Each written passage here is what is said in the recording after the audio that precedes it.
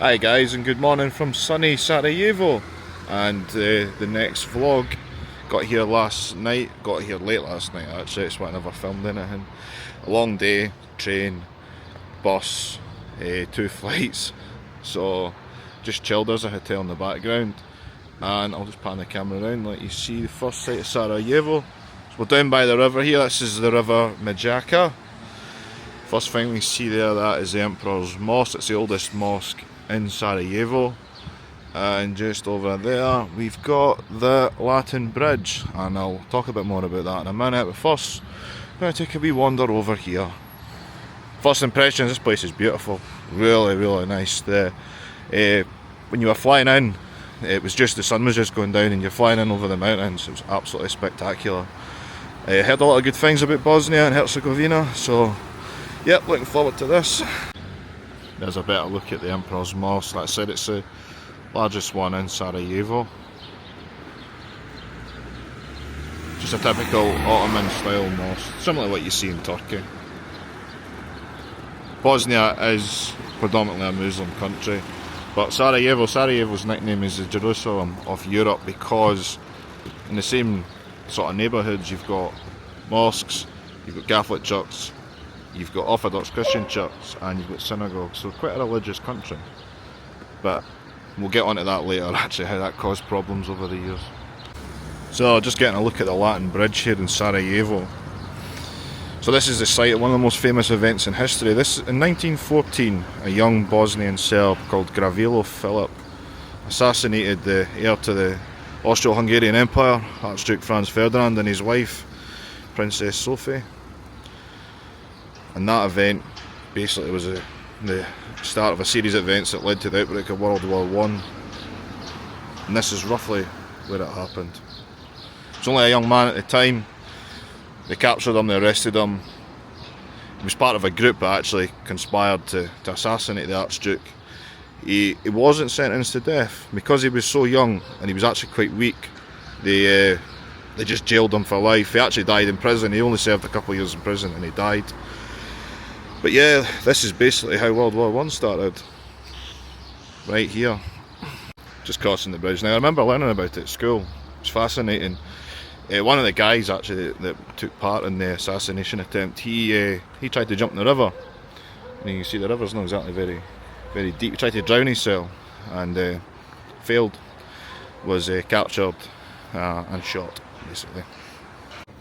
So just outside the Sarajevo Museum, just right at the Latin Bridge, and this is the car that the Archduke Franz Ferdinand was assassinated in.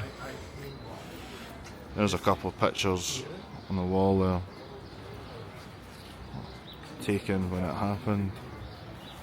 So there's him and his wife in the car. They're just going by the river, just near where we stand. And there's a picture of them there, taken shortly before they died. So we're just down the road, and you can see here the scars of war on the buildings here. Just in this apartment block. I'm just right down the road from my hotel on the Latin Bridge.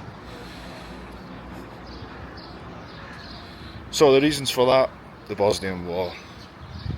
Bosnian War, it's complicated. Everything to do with Yugoslavia is complicated. Basically, Bosnia was part of the former Yugoslavia, split up in the early 90s. And all the different groups of people that were in Bosnia all started fighting. That's a sort of simple version of it.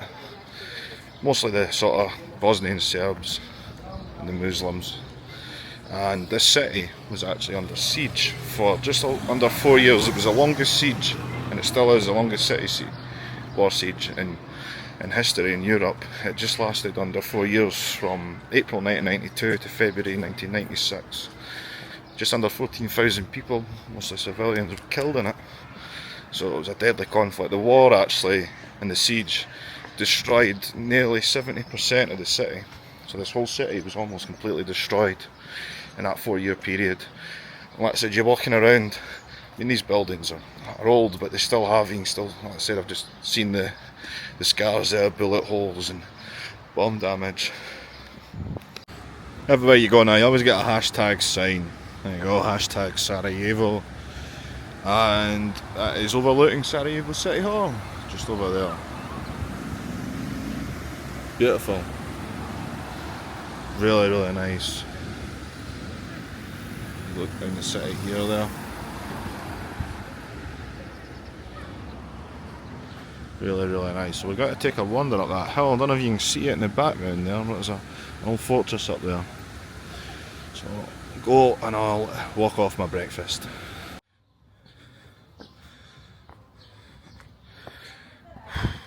I really hope there's a pub at the top of this hill because I'm knackered already. I'm not even halfway up.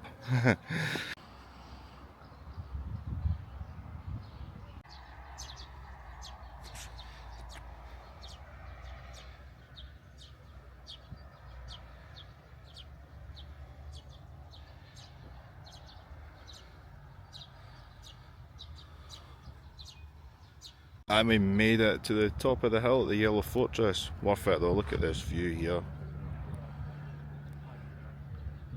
Look at that. Don't know if you can make out in the background. There's the cable car goes up to the top of that hill there. I'm gonna go on that. That's up where the Winter Olympic bobsleigh track is. I'm gonna go and see that at some point. Looking down, there's City Hall over there, and the river. Down towards the Latin Bridge. What a view. What a view.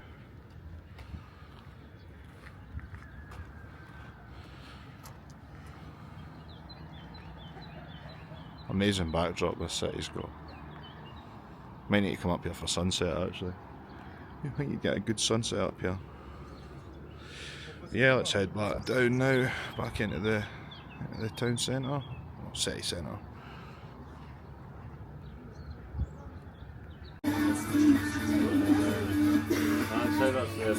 Just stopped there and that was Bosnian coffee that I had there. It was nice, it was, sorry, kind of cod bite there. It was nice, it was like Arabic coffee, it was quite bitter, but it came with a couple of bits of Turkish Delight. The guy said put the Turkish Delight in the coffee, let it melt into it, then take it out and eat it. Which is a bit weird, but it was nice. It was nice, so just heading back in now, if I don't get run down by all these cars coming here. Into the old town. Things are starting to get quite busy here now. It's only 20 to 11 in the morning, but already you see sort of cafes and stuff are starting to come alive. Just pan the camera around. See, it's getting busy here. This is one of the squares here in Sarajevo. People feeding the birds. Want absolutely near that in case I get shat on.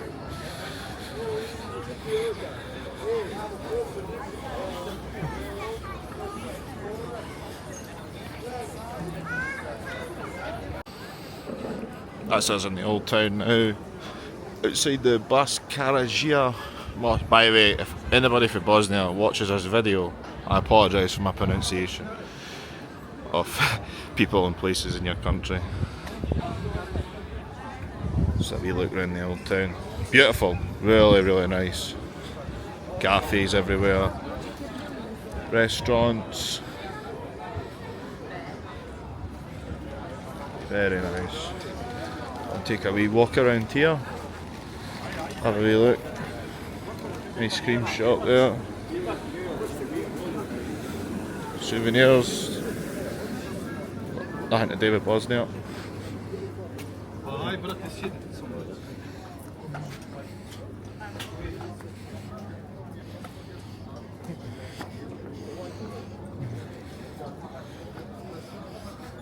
Crockery is really nice.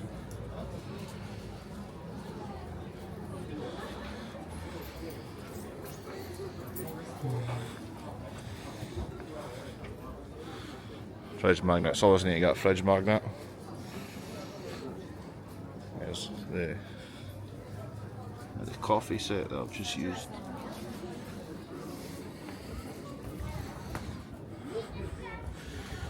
Very nice. Just taking a walk through the city centre now. A lot of the shops are shut because it's Saturday, believe it or not. Sunday. Sunday, sorry, my head's fried. Such a long day yesterday. Forgetting what day it is.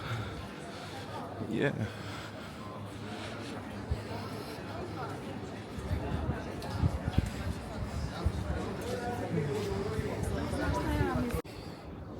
Another one of the mosques here. This is the Fred Hajia Mosque.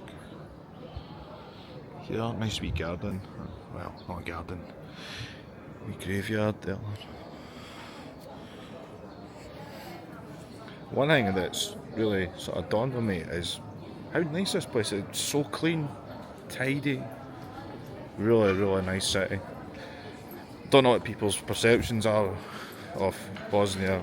Obviously the war would be a big one, but wow, very, very impressed so far. Coming here, seen everything. Sacred Heart Cathedral here, absolutely beautiful. Really, really nice. Like I said earlier in the video, Sarajevo is called the Jerusalem of Europe, and you can see why. I mean, literally 200 yards down the road there, you had the mosque there, and you've got a Christian church just up the road. Beautiful. Again, see how clean this place is, how tidy everything is, how neat it is. Really, really nice. Bosnian War exhibition. Do you know what? I'm going to go and have a look at that next. Yeah. I don't think I'm going to film. I don't think you'll be allowed to film it. I'm going to go and have a little look at this. Try and brush up a bit on my Bosnian War history. So that's me just out at the Genocide Museum. It was, yeah, heartbreaking, very eye-opening. It was a photography museum. There was films as well. It was graphic. There was pictures of the masquerades that were uncovered over the country after the genocide. There was pictures of people that had been shot by snipers. There was women and children that had been displaced from their homes, raped, starved. There's pictures of just ordinary civilians just trying to get about their day-to-day lives, which is what they tried to do here, but the war here was absolutely horrific. And I think what drills it home most is you're looking at the dates there that were on there. It was all the pictures were between 1992 and 1995, and that's within my lifetime. You know, I was a young toddler at the time. I was still born. Just goes to show that other parts of the world, when I was a little boy just going about his day-to-day life, annoying my parents, that there was other people only a couple of hours away within the same continent that were not so lucky. But yeah, it was very good, very powerful to sit and take it all in. Quite like the fact that it was graphic. It reminded me a bit about the Genocide Museum in Cambodia.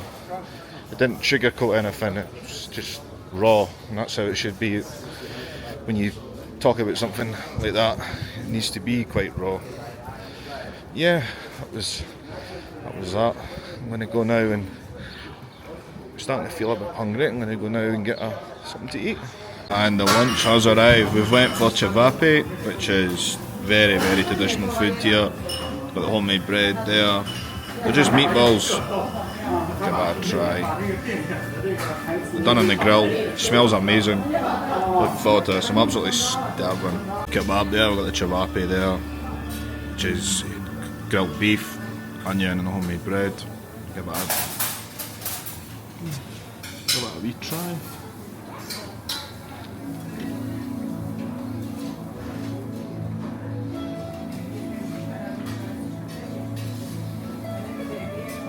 That's good.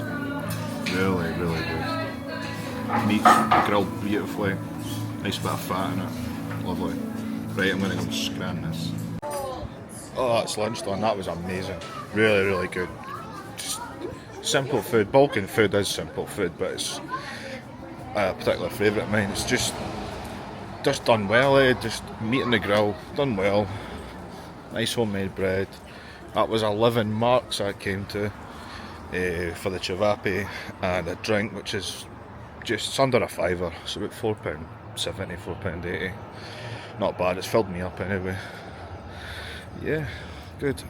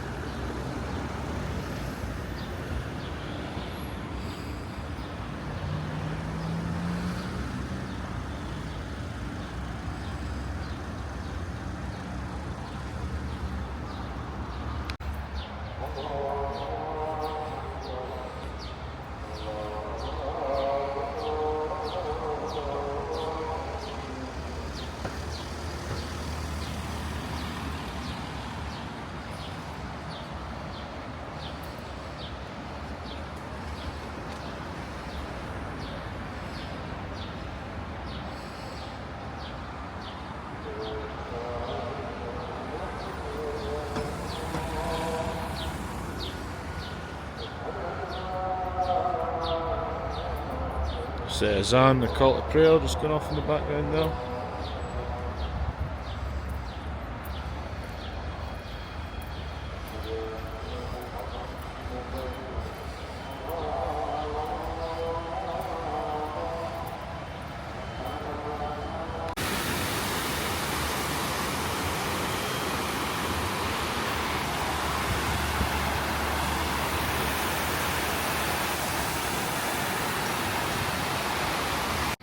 Just at the synagogue there.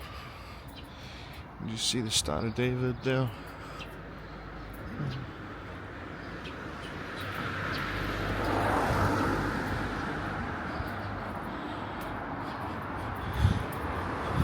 That's what I mean about saying that this is like Jerusalem of Europe. So many religions right close to each other. Oh, it's getting hot here. Really hot. I think we're going to get ourselves a cold drink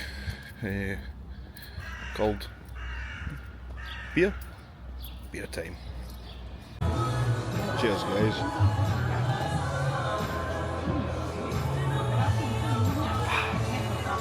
Nectar. And it's £2.50 a pint, so you can't argue with that. Right, that's me suitably refreshed after a nice cold pint, yeah. Bit more sightseeing, so that's St Nicholas Orthodox Christian church there. Absolutely beautiful. All Orthodox churches are beautiful in my opinion. They're the nicest. I just like the way they look. For some reason. Really nice. Like everyone else here, it's just so well kept. Everything's just so well kept and neat and tidy. And you're walking about here and there's no litter in the streets, there's no people throwing shit lying everywhere. It's just nice. It's an example of how we should be in our own country at times.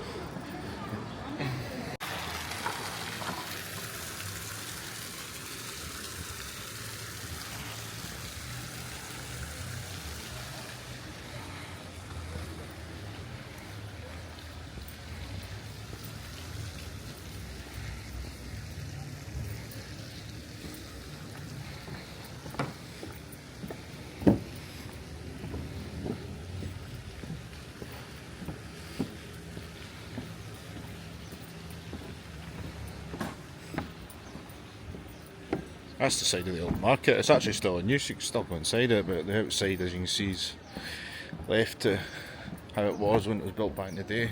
Absolutely brilliant to see that.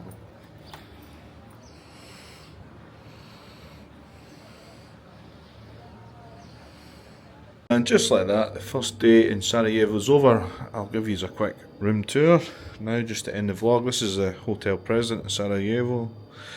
Very nice. We've got a double bed. It's not actually a double bed there. Background, it's quite nice. Room there, mini bar, half of which I've bought myself. Ignore that. Wee bit there. Bathroom.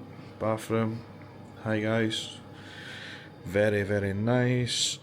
Quite pricey this, I will admit, that even for me, a sort of budget traveller, we were €300 for 3 nights. What's that? 280 quid. But the view's amazing. Look at this. So out the front of the room there, we've got the river. There's the Latin Bridge right there. There's the Emperor's Mosque. So location wise, absolutely brilliant. I'm not complaining. Listen, the room's nice. The AC, which you might hear humming away, the AC is amazing. So I'm not complaining, especially after the shithole in Istanbul. I thought, why not splurge on a decent room? But yeah, that's the first day done here in Sarajevo, and I tell you what, loved it. Brilliant. Blew away my expectations of the city. Everything I've seen has been just brilliant. So much to see here. I mean, I've took you along for the majority of it. The food's been good, people have been nice. So I'm looking forward to the second day, and tomorrow's Mostar. We're going along, and I've booked a guide for Mostar. I'll be honest, I'm one of those guys. I've booked a guide for Mostar. Just gives you a bit of reassurance, somebody that can speak the language, etc, etc. But we're going to Mostar, we're going to see the old town, we're going to see a couple of the waterfalls as well. So yeah, looking forward to that. Appreciate everybody that's watched this, appreciate everybody that's liked and subscribed, and I'll see you all tomorrow. Goodbye.